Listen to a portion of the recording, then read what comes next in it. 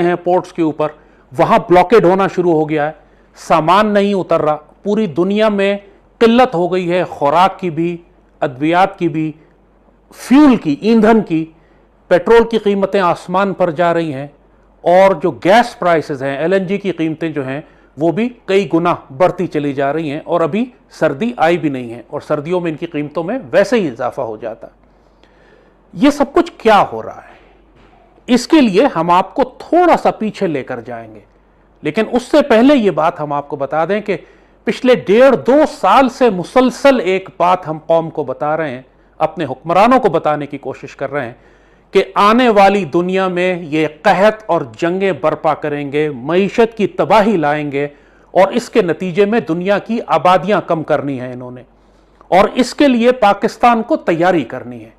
इसके लिए हमें अपने गल्ले के ज़खायर तैयार रखने हैं, इसके लिए हमें पाकिस्तान में ईंधन और फ्यूल और पेट्रोल और डीजल जमा करके रखना है, या उसकी रसद ऐसी रखनी है कि किसी सूरत में हमारी यह रसद बंद नहीं की जा सके। लेकिन ना हमारी हुकूमत ने इस पर कोई तवज्जो दी, ना कौम को कोई फिक्र है, ना अशराफिया या मीडिया को इस बात का कोई अंदाज़ा है कि कितने बड़े बड़े ख़तरात हमारे सरों पर मंडला रहे हैं। हम हमेशा जब भी हमारी गल्ले की फसल होती है, हम अपनी गंदम एक्सपोर्ट कर देते हैं, फिर कुछ अरसे के बाद उसको इंपोर्ट कर रहे होते हैं जाहिलों और बेगैरतों की तरह। जब चावल अल्लाह हमें सरप्लस देता है तो हम चावल पूरा का पूरा उठा के एक्सपोर्ट कर देते हैं।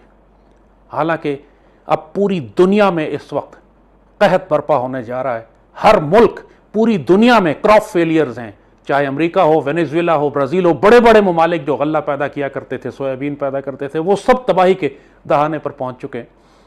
तो ये सब कुछ हो क्या रहा है, हम थोड़ा सा आपको पीछे लेके जाएंगे लॉकडाउन स्ट्रैटेजी की तरफ। जब इन्होंने लॉकडाउन लगाना शुरू किया, उस वक्त हमने ये बात बताई थी आपको कि इनका मकसद मिडिल क्लास को तबाह करना है, दुनिया की मईशतों को तबाह करना है।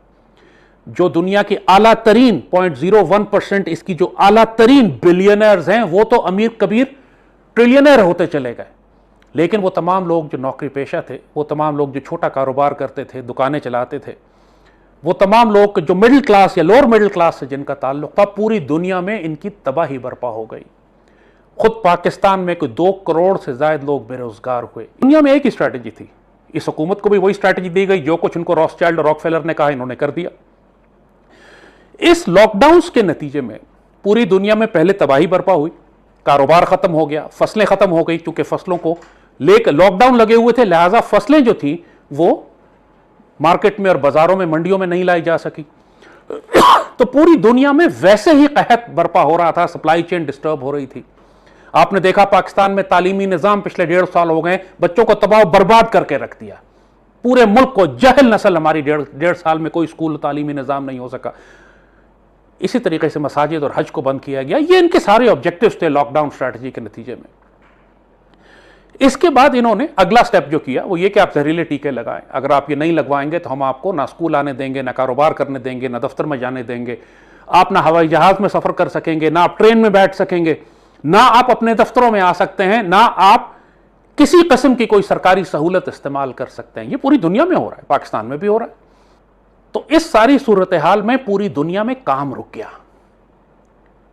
पूरी दुनिया में जैसे कहा कि जब हर जगह काम रुक गया, तो वो तमाम बड़े बड़े कंटेनर शिप्स जिनका काम यह था कि माल एक बंदरगाह से उठाकर दूसरी बंदरगाह तक पहुंचाते थे, उनके पास स्टाफ नहीं थे काम करने वाले, जगह जगह हड़तालें बर्पा हो गई, जगह जगह कहत आना शुरू हो गया, जगह जगह हुकूमतों में तसादुम शुरू हो गया। पूरी दुनिया में आप देख रहे हैं, जिस तरह ऑस्ट्रेलिया की मिसाल आपके सामने है, मुसलसल ऑस्ट्रेलिया में तसादुम हो रहा है लोगों का हुकूमतों के साथ, कनाडा में, इटली में, यूरोप में। इंग्लैंड के अंदर इन्होंने ब्रेक्सिट का ड्रामा किया, लेकिन असल में वो यही बात थी कि हजारों, इन्होंने 50-60 हज़ार के करीब ड्राइवर बाहर निकाल दिए, वहां कहत बर्पा हो गया, लोग कम हो गए। सिर्फ ड्राइवर ही नहीं बल्कि सारे वो लोग जो पोर्ट्स के, सी पोर्ट्स पे काम करते थे, सप्लाई चेन कंट्रोल करते थे, वो सब सारा काम रोक दिया। ये सब कुछ जो इन्होंने शुरू में लॉकडाउन लगाया, उसके नतीजे में जो डोमिनो इफेक्ट पैदा होना शुरू हुआ, आज उसका यह हाल हो गया है कि चाइना की बंदरगाहों के ऊपर हजारों लाखों कंटेनर खड़े हुए हैं और उनको कोई जहाजों में भरने वाला नहीं। जो जहाजों में भरे जा चुके हैं वो अमेरिका की बंदरगाह के बाहर खड़े हुए हैं, 2-2 महीने का वेट है उनका, वेटिंग पीरियड, 2 महीने के बाद ये जाके कहीं अनलोड होंगे। अब जाहिर है कि जब ये सारे कंटेनर्स, चाहे जिसमें फ्यूल भरा हो, चाहे उसमें कंटेनर्स हों, सप्लाईज हों, तेल हो, गैस हो, जब वो खड़े में हैं समुद्र में, तो बाकी जगहों पे जहां उनकी जरूरत थी वहां किल्लत पैदा हो गई। लिहाजा सप्लाई चेन फिर यहां डिस्टर्ब होना शुरू हो, क्योंकि एक कुछ महदूद कंटेनर्स हैं जिन्होंने यहां से सामान यहां पहुंचाना है, फिर वहां से आगे पहुंचाना है। अगर इस समुद्र में खड़ा हुआ है तो जाहिर है कि हर तरफ सामान की किल्लत होना शुरू हो जाएगी। और इसीलिए वो तमाम ममालिक जो कोयला अपना इस्तेमाल करते थे, चीन में और इंडिया के अंदर कोयले से बहुत बड़ी बिजली पैदा होती, वहां कहत और किल्लत पैदा होनी शुरू हो गई। पूरी दुनिया का निज़ाम इन्होंने दरहम भरम करके रख दिया। इसके नतीजे में क्या होगा? वो होगा कि जो आपने लेबनान में अभी देखा। लेबनान पिछले हफ्ते बिल्कुल अंधेरे में चला गया क्योंकि उनके पास फ्यूल नहीं था, पेट्रोल या फ्यूल ऐसा नहीं था कि जिसकी बिजली बना सकते। जब पूरा मुल्क अंधेरे में चला गया तो जाहिर है फिर एक गम गुस्सा और एक फ्रस्ट्रेशन और एक एंगर हुकूमत के खिलाफ, जो आपने देखा कि चंद रोज पहले इतनी जोर से फटा कि पूरा लेबनान खाना जंगी के दहाने पर पहुंच चुका। एक तरफ उसकी फौज है, एक तरफ मलेशिया ग्रुप्स हैं, वहां वैसे ही कई तरह के मलेशिया ग्रुप्स थे, हिजबुल्लाह भी थी और बहुत सारे ग्रुप्स भी थे। वो सब के सब आपस में मुतसादिम हो गए, और सिर्फ इसलिए कि आपने ग्लोबल सप्लाई चेन डिस्टर्ब कर दी, आपने वहां गले का, बिजली का, पानी का बहरान पैदा कर दिया, गैस का बहरान पैदा कर दिया, और वो गुस्सा जब फटता है पूरा मुल्क अपने साथ लेकर उसको आतिशफिशा बना देता है। यही सब कुछ ये पूरी दुनिया में कर रहे हैं। जैसे हमने ये बात कही कि इनफरादी तौर पर भी और इज्तिमाई तौर पर बहैसियत एक कौम के पाकिस्तानियों को इसकी तैयारी करनी थी।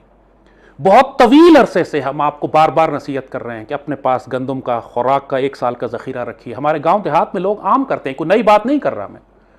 ये शहरी इलाकों के लोग हैं जो बेवकूफ़ हैं, हर रोज़ जाकर सुपरमार्केट से ख़रीदारी करते हैं। गांव देहात के लोग तो हर साल जब गंदम की फसल होती है 1 साल के दाने अपने घर में रोक रख लेते हैं। उनके पास अपनी गाय होती है, अपनी बकरी, अपनी मुर्गी, अपनी चीज़, अपना गंदम, अपनी फसल, अपनी सब्जी। सादगी में गांव वाले हमारे गुजारा करते हैं बगैर बिजली पानी गैस के भी, और अल्लाह के फजल से कोई भूखा नहीं मरता। मसला शहर वालों को आएगा, क्योंकि जिनके पास ना अपनी बकरी है, ना गाय है, ना मुर्गी है, ना सब्जी है, ना फल है, ना उन्होंने अपने गंदाने रखे हुए हैं अपने घर में, और हर चीज़ वो बाजार से खरीद के लाते हैं। और जब ये ग्लोबल सप्लाई चेन डिस्टर्ब होती है तो सबसे ज़्यादा शहरी आबादी के लोग हलाक और मारे जाते हैं। और यही आप यूरोप में देख रहे हैं कि कुत्तों की तरह लड़ रहे हैं टॉयलेट पेपर के ऊपर और एक कॉर्नफ्लेक्स के डब्बे के ऊपर और दूध के डब्बे के ऊपर, क्योंकि पूरी दुनिया में ग्लोबल सप्लाई चेन इन्होंने तबाह कर दी। एक जगह से दूसरी जगह माल नहीं पहुंच रहा है, महीनों के बाद पहुंच रहा है। और इसके नतीजे में जैसे कहा कि फिर पेट्रोल की कीमत जो है आसमान की तरफ जा रही है। ये महंगाई जो पाकिस्तान में आप देख रहे हैं ये पूरी दुनिया में आ रही है, लाई जा रही है। हुकूमत की पॉलिसीज भी गलत हैं, इसमें कोई शुबा नहीं। लोगों को जो कुछ अपने पास गल्ले और खुराक थी वो एक्सपोर्ट कर दिया करते थे, ये लिहाजा अब भूखे मर रहे हैं। जो गोदामों में रखी हुई थी वो जरदारी और मुराद अली शाह जैसे माफियाज उनको निकाल के उनकी जगह रेत की बोरियां भर देते हैं, गंदम चोरी कर लेते हैं। ये बड़े बड़े स्कैंडल हैं इस मुल्क के अंदर। ये नहीं कि अल्लाह ने हमें गंदम दी नहीं है। और फिर यह कि अफगानिस्तान हमारे साथ वाबस्ता है। पाकिस्तान की 22 करोड़ की आबादी है, वो कोई 1.5-2 करोड़ की आबादी है। अफगानिस्तान अपनी खुराक का सिर्फ 12 या 15% गल्ला पैदा करता है, 80% गल्ला वो पाकिस्तान से लेता है। तो आप 22 करोड़ नहीं हैं, आप 24-25 करोड़ हैं। आपको अफगानिस्तान को भी फीड करना है, चाहे या ना चाहें। आप कानूनी तौर पर नहीं भेजेंगे, स्मगल होकर जाएगा, लोग भूखे तो नहीं मर सकते वहाँ। और ये काम पिछले 40-50 साल से चल रहा है इसी तरीके से। लिहाजा उसको आपको एकोमोडेट करना है, एडजस्ट करना है अपने साथ, अपने गले के ज़खायर को। तो जो बात हमने कही थी पहले, जब भी हमने आप लोगों से कहा था कि अपने लिए सोलर सिस्टम्स लगवाइए अपने घरों के ऊपर क्योंकि बिजली चली जाएगी। हमने कहा था अपने घरों में हैंड पंप्स लगवाइए पानी के, क्योंकि आप बिजली चली जाएगी तो पानी का मसला भी साथ होगा। हमने आपसे कहा था सर्वाइवल बैग्स बनाइए और अपने आप को इस तरीके से ज़िंदगी गुजारने का आदी बनाइए कि जदीद सहूलतों के बगैर भी आप जिंदा रह सकें। गंदम होती है तो साल के दाने और चावल खरीद के अपने घर में रख लीजिए, सादा खाना खाएं लेकिन कम अज़ कम आपके पास गुजारा करने के लिए तो होगा। और कौमी सतह पर भी ये बात कही थी हुकूमत से। आप बात कर रहे हैं कि हम बाहर से oil and gas, petrol Pakistan का सारा समुद्र के रास्ते आता है, हमारी LNG सारी समुद्र के रास्ते आती है, लेकिन जब अवेलेबल ही नहीं है मार्केट में, पूरी दुनिया के बड़े बड़े मुल्क खरीद के ले जा चुके हैं, तो आपको कहां से मिलेगी? मिलेगी भी तो 10 गुना ज्यादा कीमत के ऊपर। और यही हो रहा है इस वक्त आज पाकिस्तान के साथ। और अभी तो सर्दियां भी नहीं शुरू हुई। मैं साफ हुकूमत पाकिस्तान को एक फिर नसीहत कर रहा हूं, हमने 100 दफा पहले भी कहा है, आप ईरान के रास्ते अपनी पेट्रोल की सप्लाई लाइन खोलें, ट्रकों के जरिए। ईरान के पास पेट्रोल है बेचने के लिए, इसके लिए आपको कोई कंटेनर शिप्स नहीं चाहिए, कोई बहरी जहाज नहीं चाहिए। ऑलरेडी बलूचिस्तान में ईरान का स्मगल पेट्रोल बिक रहा होता है, इसको ऑर्गेनाइज कर दें। आप रियासत के तौर पर नहीं कर सकते, आप लोकल मकामी कारोबारी हजरात को इजाजत दे दें, स्मगलरों को इजाजत दे दें कि यार तुम लाओ पेट्रोल बेचो, कम अज कम मुल्क की जरूरियात तो पूरी होंगी। क्योंकि इस वक्त आपके पास पेट्रोल आएगा ही नहीं बाहर। सऊदी अरब जितना मर्जी क्रेडिट लाइन आपको देता रहे, जब टैंकर है ही नहीं दुनिया में इस वक्त आपको अनलोड करने के लिए, तो एलएनजी है ही नहीं टैंकर, तो आप कैसे अनलोड करेंगे और मिलेंगे और लेके कैसे आएंगे पाकिस्तान में।